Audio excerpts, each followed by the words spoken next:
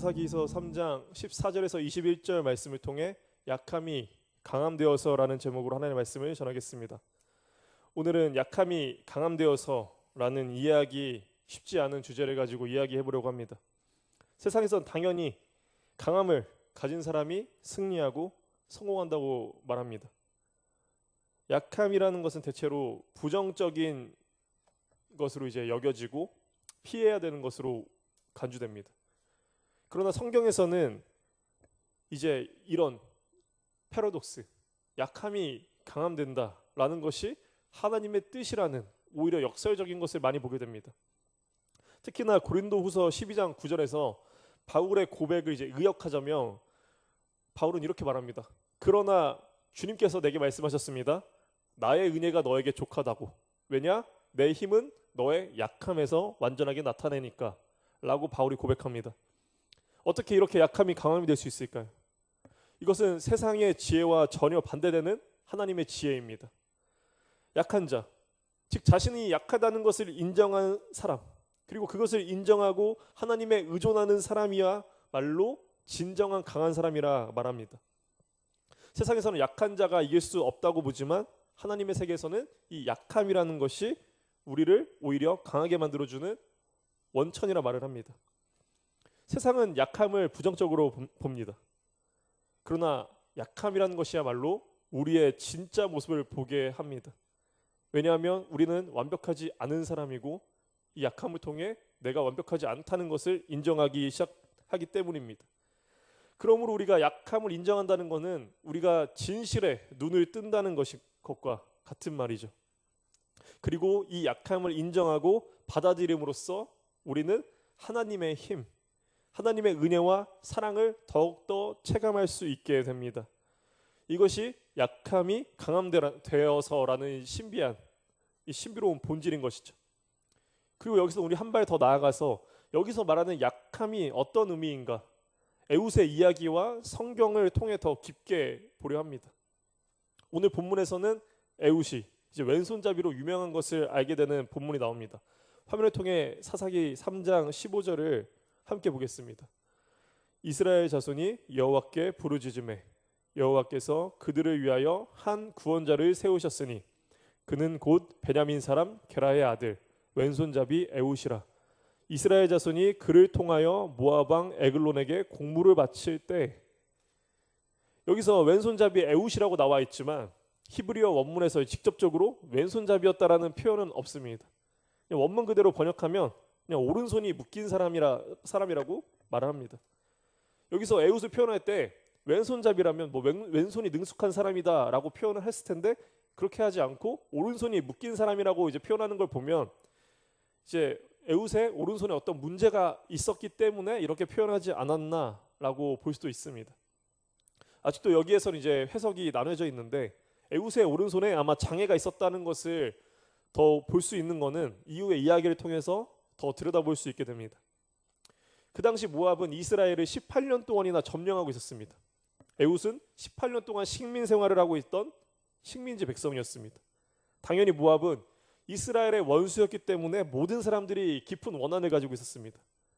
그러던 찰나에 오늘 본문을 보면 에웃은 이제 식민지이기 때문에 공물을 바치러 이제 오는 장면을 보게 되는데 여기서 에웃은 에글론왕 앞에 나아가는 것을 넘어서 칼까지 몸에 숨긴 채 접근하는 것을 보게 되는데 이건 사실 불가능한 일이죠. 근데 성경은 16절에 보면 에웃이 길이가 한 규빗 되는 좌우에 날선 칼을 만들어 그의 오른쪽 허벅지 옷 속에 찼다라고 말합니다. 그리고 에글론 왕 앞에 나아갔다고 말합니다.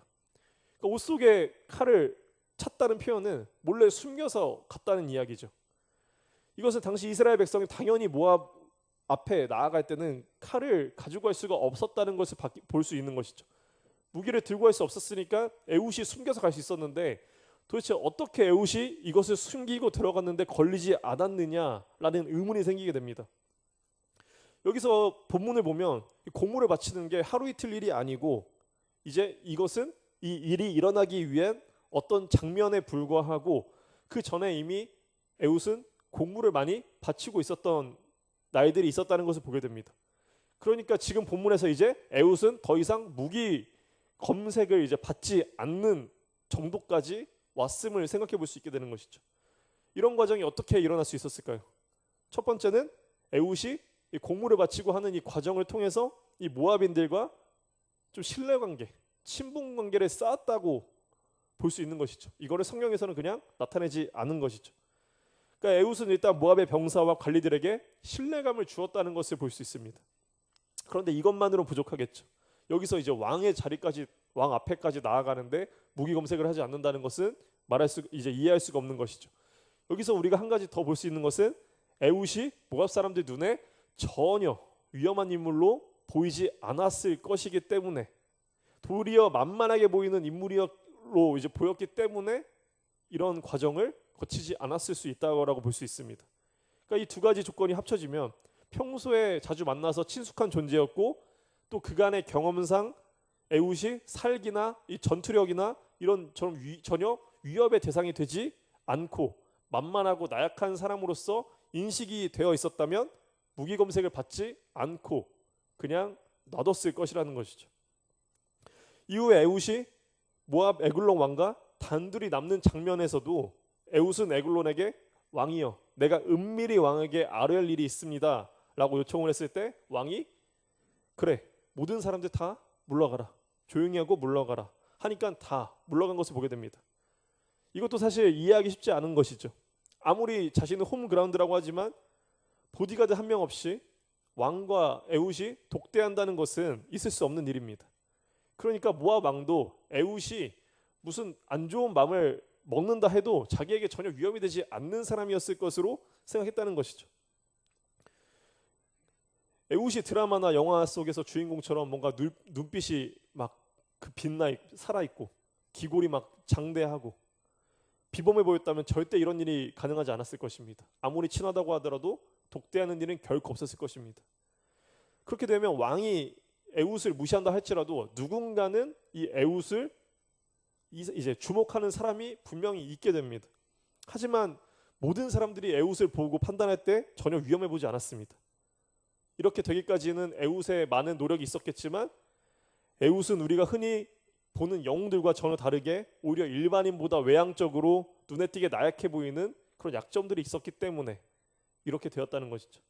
어떻게 보면 손이 정말 어떻게 말랐다거나 아니면 손이 어떻게 잘렸다거나 뭔가 오른손에 눈에 띄게 보이는 장애가 있었을 것이기 때문에, 그런 차원에서 보면 성경이 에웃을 오른손이 불편한 사람이라고 묘사한 것은 깊은 의미가 있이 묘사했다라는 것을 볼 수 있게 됩니다.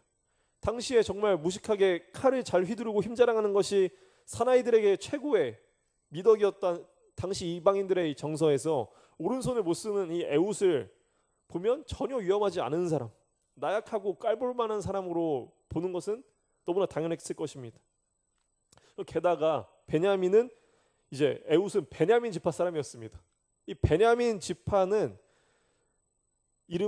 뜻은 이제 오른손의 아들이란 뜻입니다. 베냐민이란 뜻은 오른손의 아들이란 뜻인데, 이 베냐민 지파, 오른손의 아들 지파에서 태어난 에웃이 오른손을 못 쓰게 된다는 것은 얼마나 사실 태어났을 때부터 자기가 저주받았고 다른 사람들도 에웃이 저주받았다고 생각하지 않았겠습니까? 지금도 장애인에 대한 배려가 없는 이 사회에서 그 당시는 더욱더 심했겠죠. 장애인은 죄인이었습니다.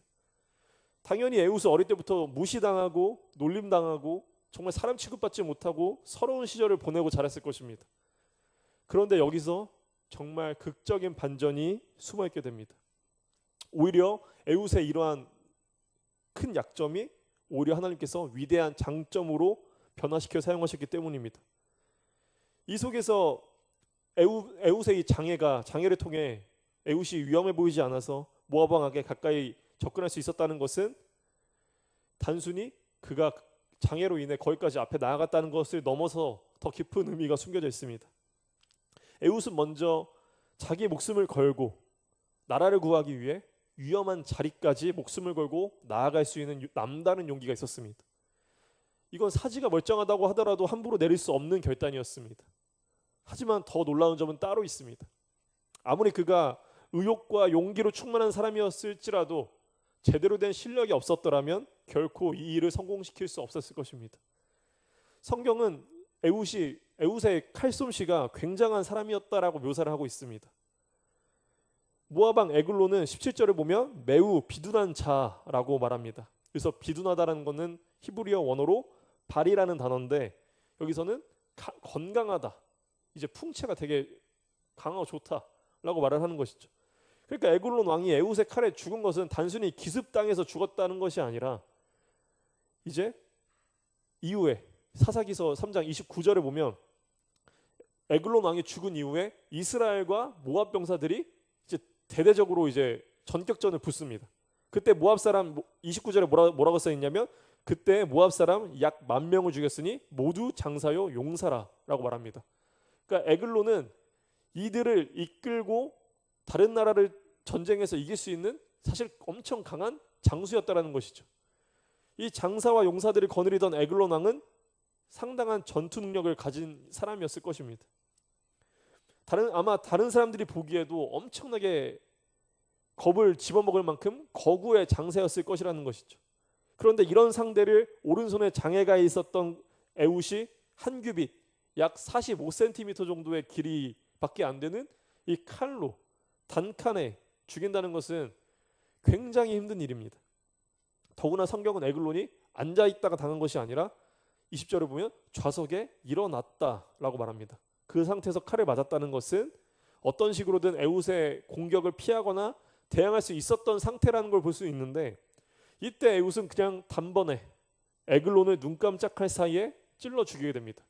다윗이 물맷돌로 골리앗을 한 번에 죽인 것처럼 에웃도 마찬가지로 단칼에 정말 잽싸게 왼손을 뻗쳐 21절을 보면 그의 오른쪽 허벅지 위에서 칼을 빼어 왕의 몸을 찌르는데 이것은 에웃의 칼의 속도가 정말 정강석과 같았다라는 것을 보게 됩니다. 더 놀라운 것은 에글론이 단칼에 직사했다는 것이죠. 이건 매우 어려운 일입니다. 총이나 이런 걸로 한 방에 사람을 죽이는 것은 쉬울 수 있겠지만 칼로 사람 죽이는 것은 정말 사실 생각보다 쉽지 않습니다. 그것도 단칼에 죽인다. 이건 너무나 힘든 일이죠. 에글론처럼 덩치가 더 큰 사람에게는 더욱더 불가능한 일입니다. 하지만 성경에 뭐라고 써 있습니까? 22절을 보면 에웃이 칼로 찔렸을 때 칼자루도 날에 따라 들어가서 그 끝이 등 뒤로 나갔다라고 말합니다. 이 엄청난 거구의 몸을 칼자루가 관통할 정도로 깊이 찌를 수 있었고 그 과정에서 어떠한 비명이나 저항도 할 수 없을 정도로 밖에 있는 누구도 눈치채지 못하는 그 순간에 아주 조용하게 일을 처리할 정도로 에웃은 칼솜씨가 뛰어났다라는 것을 볼 수 있게 됩니다. 에웃은 지금 칼의 달인의 경지에 다다른 것을 보게 됩니다. 사사기서 3장 20절에서 22절 말씀을 함께 화면을 통해 보겠습니다. 에웃이 그에게로 들어가니 왕은 서늘한 다락방에 홀로 앉아있는 중이라. 에웃이 이르되 내가 하나님의 명령을 받들어 왕에게 아뢰을 일이 있나이다 하매 왕이 그의 좌석에서 일어나니 에웃이 왼손을 뻗쳐 그의 오른쪽 허벅지 위에서 칼을 빼어 왕의 몸을 찌르매 칼자루도 날을 따라 들어가고 그 끝이 등 뒤까지 나갔고 그가 칼을 그의 몸에서 빼내지 아니하였으므로 기름이 칼날에 엉겼더라. 이것을 봤을 때 우리가 정말 더 놀라운 것은 에웃이 타고난 왼손잡이가 아니라 오른손이 불구인 상태였더라면 본래 오른손잡이였을 것인데 이것을 넘어서 어쩔 수 없이 왼손밖에 남아있지 않는 이 상태에서 정말 피나는 노력으로 연마했다는 것이죠. 어색한 왼손을 연마하여서 검술의 달인이 되었다는 것은 정말 웬만한 노력으로 가능한 것이 아닙니다. 뼈를 깎는 고통을 감내하고 극복해도 될까 말까인 것이죠. 그런 상황에서 왼손으로 칼을 뽑아 찌르는 이 엄청난 속도와 정확성, 그리고 거구의 몸에 칼자루가 끝까지 관통될 정도로 힘과 파괴력을 가지기 위해서는 에웃은 이 성경에 나오지 않은 그 시간 가운데 홀로 무수히 칼을 휘두르고 다른 사람의 조소와 정말 이 멸시와 그 모든 모멸감을 무릅쓰고 휘두르며 연습했을 것입니다. 게다가 당시 철기 시대가 아니었기 때문에 에웃이 쓰는 칼은 잘해봤자 청동이었을 것입니다. 오늘날 웬만한 부엌 칼보다 약했던 그 칼을 가지고 에웃은 좌우에 날선 칼을 특별히 자기가 만들었다고 말을 합니다. 그리고 자신의 이 하나님의 사명, 이 조국의 독립을 위해서 날마다 검술을 켜고 또 하나님의 뜻을 구하면서 말 그대로 칼을 갈고 또 갈고 어떤 칼보다 더 날카롭게 만들었던 것이죠. 에훗은 왼손의 실력뿐만 아니라 자신이 들고 나갈 칼까지도 치밀하게 준비했습니다. 그리고 이 당시 모압 모든 사람들은 에훗을 무시했지만 이미 이스라엘 내에서는 이런 에훗의 모습을 보고 이미 수많은 사람들이 에훗을 뒤따르고 있었다는 것을 알 수 있게 됩니다. 화면을 통해 사사기서 3장 27절에서 28절을 함께 보겠습니다. 그가 이르러 에브라임 산지에서 나팔을 불매 이스라엘 자손이 산지에서 그를 따라 내려오니 에훗이 앞서가며 그들에게 이르되 나를 따르라 여호와께서 너희의 원수들인 모압을 너희의 손에 넘겨주셨느니라 하매 무리가 에훗을 따라 내려가 모압 맞은편 요단강 나루를 장악하여 한 사람도 건너지 못하게 하였고, 이때 이스라엘 백성들은 이미 에훗의 이 계획을 다 알고 있었고 에훗의 준비에 따라 실행에 따라 준비한 대로 이제 모압과의 전쟁을 위해 준비하고 있었던 것을 보게 됩니다. 더 놀라운 점은 이 당시 에훗의 나이가 젊은 층이었을 것입니다. 왜냐하면 이제 에훗이 에글론 왕을 죽이고 이스라엘을 구한 이후로 사사기 3장 30절에 보면 그 땅이 80년 동안 평온하였더라 라고 나오면서 바로 4장 1절에 에훗이 죽고 난 후 하소로한 야빈의 공격으로 다시 평화가 깨졌다라고 나오기 때문입니다. 그러니까 에훗이 살아있었던 이 80년 기간 동안은 이스라엘이 어느 나라에도 이제 위협을 받지 않는 상태였다는 걸 보게 되는 것이죠. 다른 사사들이 이뤄낸 평화가 누구는 7년, 누구는 10년, 길어야 22년, 정말 길었을 때 40년이었던 것과 비교해서 에훗의 통치 기간은 80년 동안 하나님의 평화가 이루어졌다는 것을 보게 됩니다. 이것을 보았을 때 에훗은 상당히 어린 나이에 하나님의 사명을 위해서 나라를 구하기 위해서 준비하고 있었던 것을 보게 됩니다. 그래서 에훗은 여러 가지 이 치명적인 핸디캡과 약점을 지닌 상태에서 절망하지 않고 꿋꿋이 자신을 갈고 닦았고 하나님에 대한 믿음을 통해 나아갔기 때문에 다른 사람들에게 주었던 이 감동의 울림도 훨씬 컸다는 것을 볼 수 있게 되는 것이죠.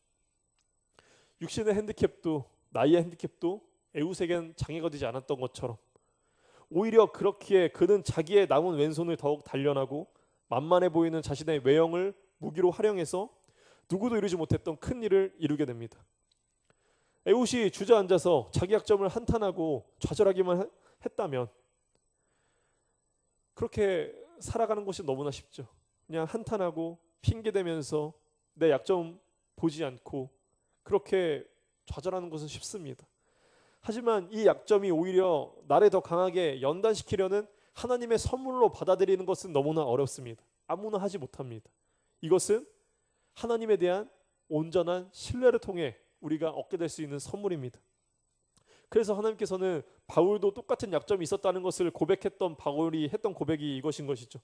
이는 내 능력이 약한 데서 온전하여짐이라. 자신의 연약함, 나의 연약함을 제대로 인지할 때 우리는 진심으로 하나님을 바라볼 수 있게 됩니다. 그런데 수많은 사람들이 나의 약점을 보는 것이 너무나 괴로워서 인정하지 않으려고 합니다. 우리가 내 약점을 진지하게 바라보고 내가 정말 쓴 아픔과 내가 정말 나의 연약함을 바라보게 돼서 이 모든 걸 하나님께 진정으로 구하고 내어나왔을 때 우리는 하나님께서 어떤 마음을 주시냐면 이제 내게 없는 것이 아니라 그분이 아직도 내게 남겨두신 그 부분을 통해 소중함을 인식하게 되고 그 안에서 놀랍게도 나의 연약한 것들을 통하여 오히려 하나님의 능력으로 나타나는 변화를 맛보게 됩니다. 에훗이 그리고 성경의 수많은 사람들이 다 사실 이 체험을 통해 나왔습니다. 그러므로 겸손할 수 있는 것이죠. 하나님께서 약한 자를 들어 쓰신다는 말을 이제 흔히 하는데 여기서 약한 자를 들어 쓰신다는 말은 약한 자 아무나 들어 쓰셔서 사용하신다는 것이 아니라 하나님 앞에 자신의 이 연약함을 인정하고 하나님께 순종함으로 하나님의 사명을 위해 정말 에훗과 같은 최선의 노력을 하는 그 사람을 쓰신다는 의미입니다. 그래서 이 에웃의 모범이 이 베냐민 지파에 얼마나 큰 모범이 되었는지 사사기 20장 16절 말씀을 화면을 통해 함께 보겠습니다. 이 모든 백성 중에서 택한 700명은 다 왼손잡이라 물매로 돌을 던지면 조금도 틀림이 없는 자들이다. 이제 나중에 사사기 20장이죠. 사사기 20장의 이야기니까 시간이 좀 지난 이후의 이야기입니다. 그러니까 시간이 지나서 베냐민 지파에서는 특별히 뽑은 700명이 있는데 이들이 다 왼손잡이라고 말을 합니다. 여기서는 이제 에웃과 같은 장애를 가진 사람 700명을 뽑았다는 것이 아니겠죠.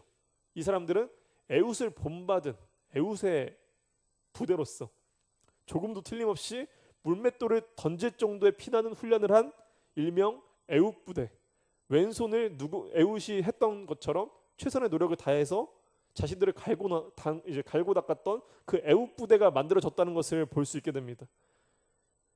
이것처럼 신앙의 진정한 하나님을 따라가는 그 신앙의 본을 보이는 이 선배는 그 길을 따라갈 수 있게 길을 열어주고 그 뒤에 수많은 사람들이 그 모습을 보고 뒤따르기 시작한다는 것이죠. 그리고 우리는 지금 이 에웃보다 더 본받을 수 있는 분을 알고 있습니다. 그분은 예수님이십니다. 우리는 이제 에웃의 부대가 아니라 예수 그리스도의 부대, 우리들은 이제 그리스도인들입니다.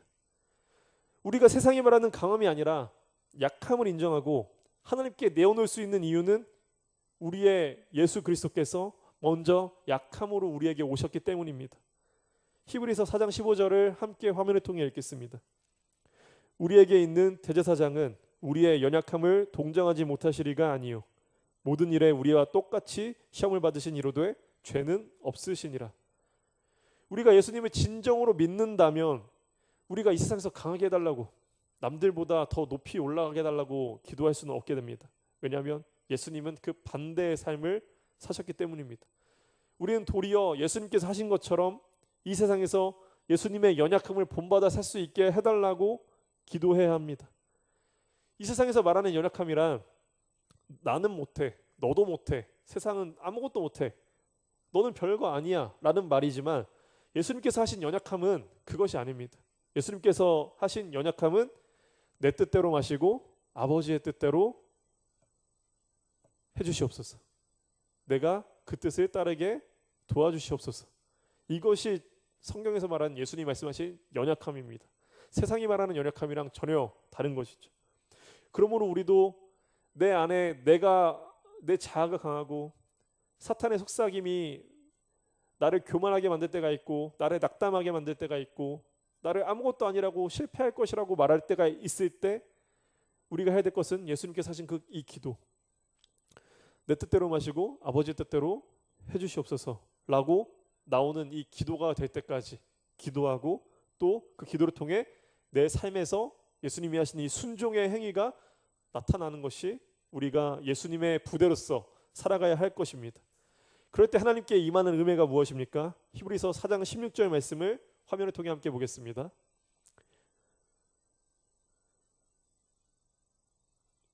그러므로 우리는 긍휼하심을 받고 때를 따라 돕는 은혜를 얻기 위하여 은혜의 보좌 앞에 담대히 나아갈 것이니라. 아멘. 하나님의 긍휼하심을 경험하고 때를 따라 돕는 그 은혜를 경험하며 우리의 삶이 하나님의 은혜를 향하여 더욱더 담대하게 나아가게 될 것이라고 말씀하십니다.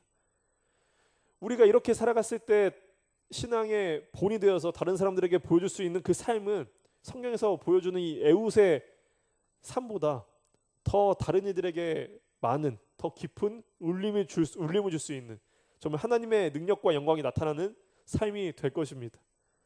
이 세상은 정말 절망과 자기 연민의 늪이라는 이 핑계 안에서 자신이 얼마나 존귀한 존재인지 하나님께서 그 놀라운 생명력을 우리가 얻을 기회를 주셨는데도 불구하고 깨닫지 못하게 소리치는 세상입니다. 그러나 우리는 더 이상 그렇지 않다는 것을 알게 됩니다. 예수님께서 우리가 얼마나 존귀한 존재인지를 직접 찾아와 죽으심으로까지 우리에게 증명해 주셨기 때문입니다. 그러므로 우리는 예수님의 이 음성을 따라 예수님의 말씀하신 이 생명을 얻어야 하며 세상 가운데 이 생명을 외치는 복음의 전도자로서의 삶을 살아야 합니다. 에웃이 하나님의 사명을 지키기 위해서 갈았던 칼이 양날 칼이었다면 이제 우리가 갈아야 할 칼이 있습니다. 에베소서 6장 17절 말씀을 화면을 통해 함께 보겠습니다. 구원의 투구와 성령의 검, 곧 하나님의 말씀을 가지라. 하나님의 칼, 우리가 갈아야 할 것은 성령님께서 우리에게 주시는 그 능력의 칼, 하나님의 말씀입니다.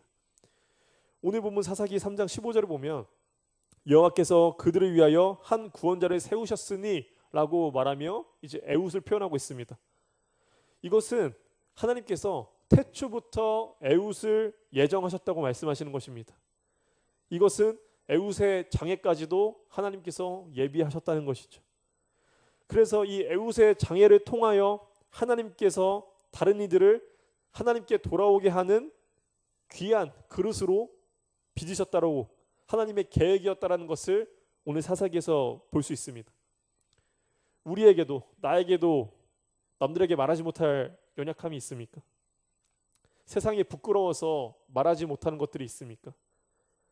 그것은 세상이 볼 때는 약점일 수 있지만 하나님이 보시기에서는 하나님의 영광으로 크게 사용하시기 위한 영광의 증거로서 드러날 것입니다. 그러므로 우리가 해야 될 것은 하나님께 집중해야 합니다. 하나님께 집중하는 것은 다른 것이 아니라 우리가 말씀을 통해 내 영을 정말 히브리서에서 말씀하신 것처럼 내 골수를 쪼개고 찢기고 근데 정말 영과 혼을 다 쪼개기까지 하시는 그 하나님의 말씀 안에 나를 맡기는 것, 그 안에서 나에게 집중하는 것.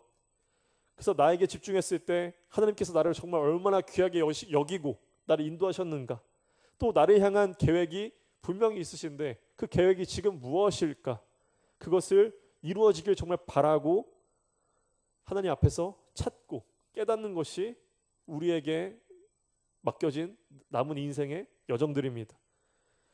그러므로 나에게 하나님께서 맡기신 계획, 짜놓은 계획이 크고 작은 것은 아무 중요한 것이 아닙니다.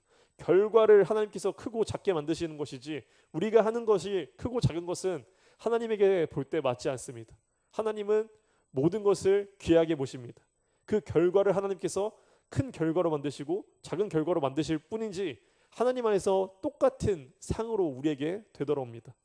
그러므로 중요한 것은 나에게 하나님께서 맡기신 계획이 무엇인가, 남은 인생 가운데 내가 하나님의 계획을 이루어갈 수 있는 것이 무엇인가.